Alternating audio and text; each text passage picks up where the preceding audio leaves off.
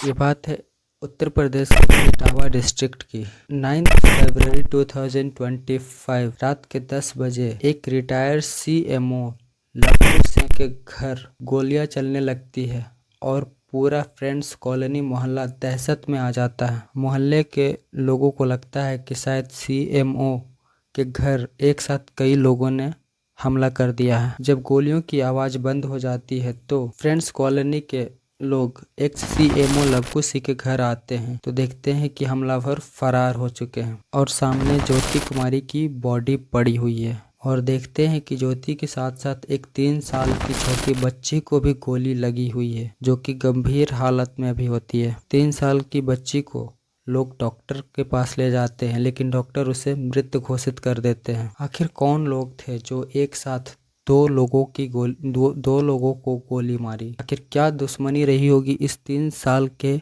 बच्ची के साथ? एक्स सीएमओ लवकुश सिंह, जिनका एक बेटा हर्षवर्धन सिंह होता है और एक बेटी ज्योति सिंह होती है। ये बात है 2000 का, जब लवकुश सिंह अपने जॉब से रिटायर होते हैं। जिंदगी बहुत आराम से कट रही थी। रिटायरमेंट के बाद अचानक से हार्ट अटैक आ जाने की वजह से हर्षवर्धन सिंह की बीवी राधा देवी की मौत हो जाती है। उनका छोटा बेटा हर्षवर्धन सिंह अपने अय्याशी में खोया रहता था।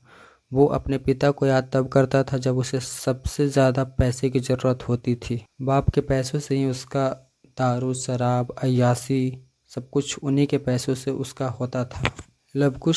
लवकुश सिंह का बेटा हर्षवर्धन सिंह अय्याशी, शराब, दारू इन सब चीज़ों की वजह से कभी इन दोनों के बीच में बनता नहीं था। इन्हीं गंदे हरकतों की वजह से लवकुश सिंह अपने बेटे हर्षवर्धन सिंह से हमेशा खिलाफ रहते थे और इस वजह से इन दोनों में अक्सर बातचीत बहुत कम ही हुआ करता था। दोनों को आपस में बनता ही नहीं था। लवकुश सिंह अकेले रहने लगे थे क्योंकि अब उनकी वाइफ भी उनके साथ नहीं है और उनका बेटा भी उनके बताए रास्ते पे चल नहीं रहा होता। वो अपने अय्याशी वाले रास्ते पे चल रहा होता है, इसलिए वो अब पूरी तरह से अकेले पड़ गए थे। एक दिन लवकुश सिंह ये डिसाइड करते हैं कि क्यों ना वो अपनी बड़ी बेटी को अपने ससुराल से यहीं बुला ले, रखेगी, इनको खाने पीने का भी ख्याल रखेगी और थोड़ा बहुत उनके बच्चों से इनका मन भी बहल जाएगा, क्योंकि ज्योति सिंह का एक 3 साल की बच्ची भी होती है। वो ये डिसाइड करते हैं और एक दिन उसे वहाँ से यहाँ बुला ही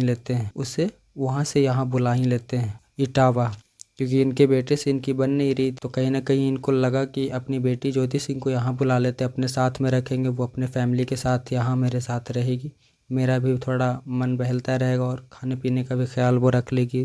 पापा के बुलाने पे ज्योति सिंह अपनी छोटी बेटी तासू के साथ वो इटावा, उत्तर प्रदेश के इटावा आ जाती है। 2-3 साल रहने के बाद लवकुश सिंह ये डिसाइड करते हैं कि क्यों ना हम अपने ज़मीन जायदाद जो भी है इन सब में से अपनी बेटी ज्योति सिंह को भी कुछ हिस्सा दे दें, क्योंकि ये मेरा अच्छा से ख्याल रख रही है और इन लोगों के बाद मेरा है ही कौन। एक छोटा बेटा है जो मेरे बताए रास्ते पे चल नहीं रहा, अय्याशी करता है, कुछ करता नहीं अपने लाइफ में। एक यही ज्योति सिंह है जो इनका ख्याल रख रही थी। तो एक दिन ये डिसाइड करते हैं कि क्यों ना हम हमारे पास जो भी है उन सब में से हम अपनी बड़ी बेटी ज्योति सिंह को भी कुछ हिस्सा दे दें। और ऐसा होता भी है कि वो अपने ज़मीन जायदाद जो भी होता है उसमें से 20 बीघा ज्योति के नाम कर देते हैं और जिस घर में वो रह रहे थे वो भी ज्योति के नाम से ही कर देते हैं। इस बात से हर्षवर्धन सिंह रोज़ अपने घर में कलह करने लगता है। रोज़ अपने घर में छोटा मोटा झगड़ा, तनाव, ये सब चीज़, मतलब इस बात से वो नाराज़ था कि उसको इतना नहीं देना चाहिए था। बेटा हम है तो हमारे ही नाम से होना चाहिए था, आपको उन्हें देना ही नहीं चाहिए था। इस वजह से हर्षवर्धन अब और अपने पेरेंट्स के खिलाफ़, अपने बाबूजी के खिलाफ़ वो होने लगता है और वो साथ ही में अपनी बहन के खिलाफ़ भी होने लगता है कि मेरे होते हुए भी इसे क्यों दिए आप। मतलब एक जो लड़के का होता है वो सिर्फ हमें ही देते हैं, बेटी को कौन देता है। इस बात से वो नाराज़ होके कहीं ना कहीं मतलब उसके मन में एक दुश्मनी सा एक आ गया और लवकुश सिंह से हर्षवर्धन सिंह पहले से ज़्यादा नफरत करने लगता है। एक ही घर में रह रहे भाई बहन ज्योति सिंह और हर्षवर्धन सिंह दोनों एक दूसरे से नफरत करने लगते हैं। लगभग इन दोनों में ये लड़ाई झगड़ा 2-2.5 साल तक चलता रहा, इसी ज़मीनी विवाद को लेकर। हर्षवर्धन सिंह अपने बहन के फैमिली से, उनके बच्चों से, उनके बहन से, ज्योति सिंह से अक्सर मतलब झगड़ा करते रहता था ज़मीनी विवाद को लेकर। कहीं ना कहीं उसके मन में इन लोगों के लिए नफरत भी बहुत भरा हुआ था। एक दिन हर्षवर्धन के मन में एक विचार आता है और वो अपने दो दोस्तों के साथ 9 फरवरी 2025 को लगभग 10 बजे की रात अपने ही सगी बहन और भगनी ज्योति सिंह और उनकी 3 साल की बच्ची और ज्योति सिंह के हस्बैंड ये संकल्प लेकर घर आता है कि क्यों ना अब इन लोगों को ख़त्म ही कर दिया जाए, क्योंकि इन लोगों ने मेरे हिस्से के जायदाद संपत्ति को हड़प रखा है। वो अपने दो दोस्तों के साथ आता है और इन तीनों पे धड़ाधड़ गोलियां चलाने लगता है। जैसे तैसे करके राहुल जो उसका जीजा बहनोई होता है वो घर से बाहर तो आ जाता है, उसकी जान बच जाती है, बट ज्योति सिंह वहीं पे मर जाती है।